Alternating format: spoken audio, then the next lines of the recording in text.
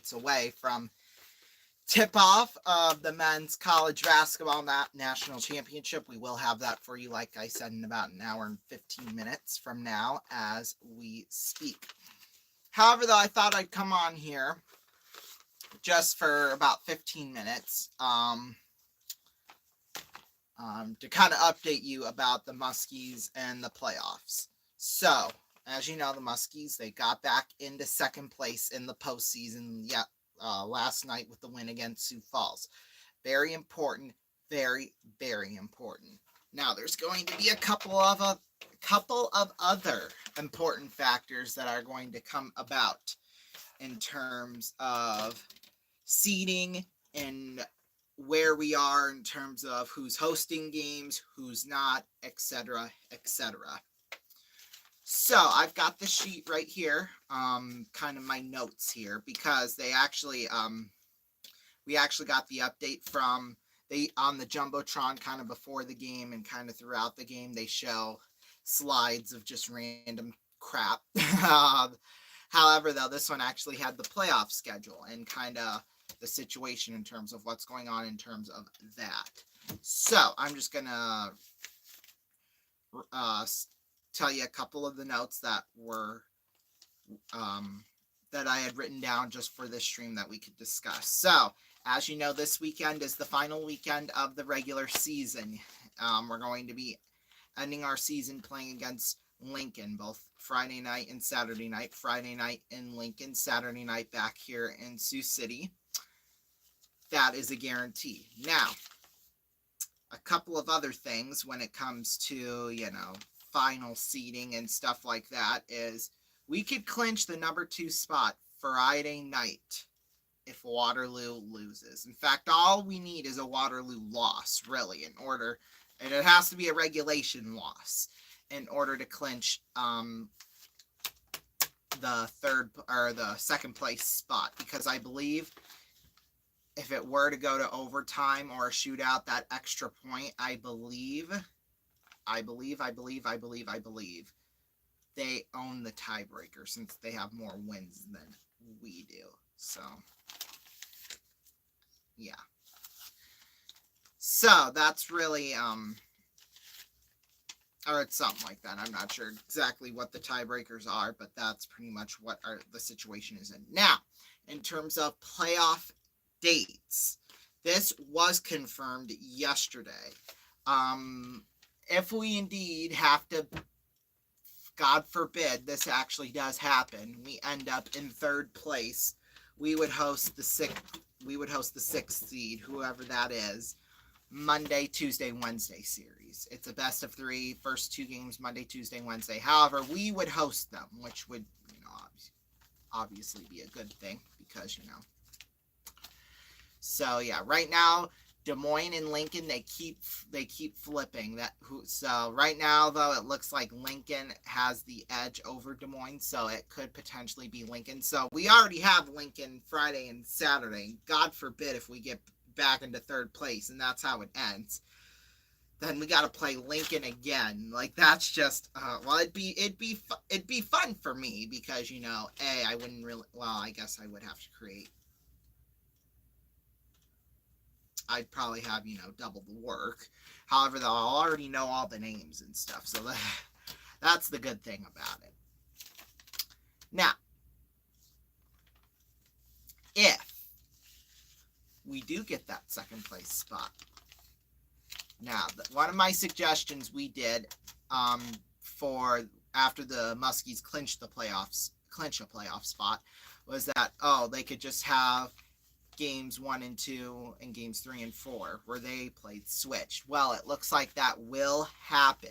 That is going to happen for the second round. Games 1 and 2 for now, that would be a Friday, Saturday, and it sounds like just from what the schedule looks like and stuff, it will be a Friday, Saturday, no matter what the first round looks like. So 5 games in a week, that is just exhausting, to say the least. 300 hours, 5 hours of hockey in 168 hours, like that's just nuts. and then games 3 and 4 would be Tuesday, Wednesday. However, the funny thing was on the Jumbotron yesterday, they showed it. The second round, it'd be game 3, game 3 here in town. However, though, it said Sunday at 3:05 when they had April 23rd as the date for that. I thought that was kind of interesting, personally, just because that kind of added more confusion to the already confusing situation we were already in, which you saw in the previous video of mine. And which, by the way, a lot of you seem to respond well to those, sort of once a week or once every other week type of videos that, aren't our regular live streams of games and, game shows and stuff where it's just kind of whatever. So I think we might be doing that, like a pre-filmed thing once every other week about just random stuff because you all seem to like them. So I think we're going to be doing them. And then, of course, with the Ronnie show coming back in late May, that'll also help things out too. But anyway, I think it is confirmed that if we do host playoff games, if we do get a first round bye, the first time we would host playoff games would be the 23rd. The 23rd, which would be game 3. So yeah, in fact, later on this week, I'm going to start working on playoff because I do my notes differently in the playoffs when it comes to, the Muskies. So I'm going to start kind of working on that. Kind of like, it's mainly just a sheet about like regular season stats with the teams and kind of, I do like a stat sheet for their regular season totals, and then I do 2 separate ones, of course, for the, so yeah. However, well, now that they've confirmed that, now they've actually started talking about a fan bus going down to the places. Obviously, I don't know if that's going, well, it's a possibility. It's not like confirmed yet. However, though, it sounds like what I want to do, if it is going to be a Friday, Saturday, we wouldn't be able to do a Friday. Unfortunately, it's just not going to happen. So what I want to do, since we're able to do it, I want to go on the fan bus Saturday. That Saturday down to wherever we're going. I just think that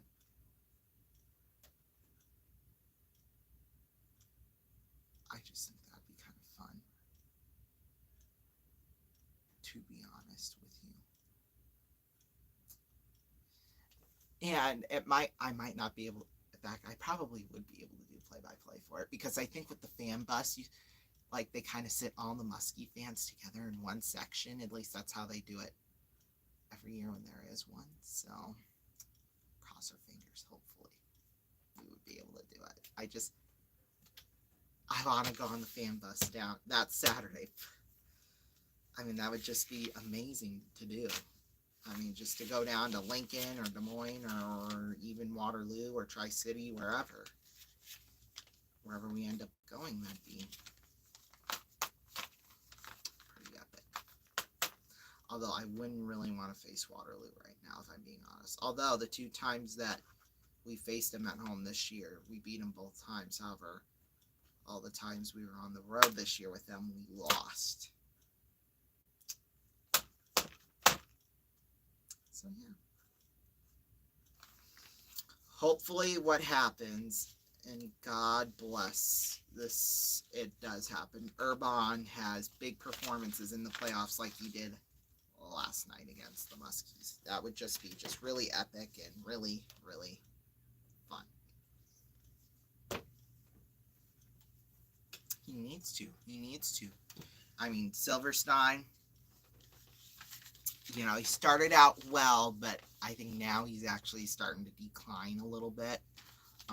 Well, he has been the last few times. And I think both those times we lost in Waterloo, or Silverstein was the goalie. I'm not sure, though. Don't quote me on that. But yeah, but to be fair, against Waterloo this year, Sioux City, they've done really well. It's just their goaltending has just been spot on. That's why.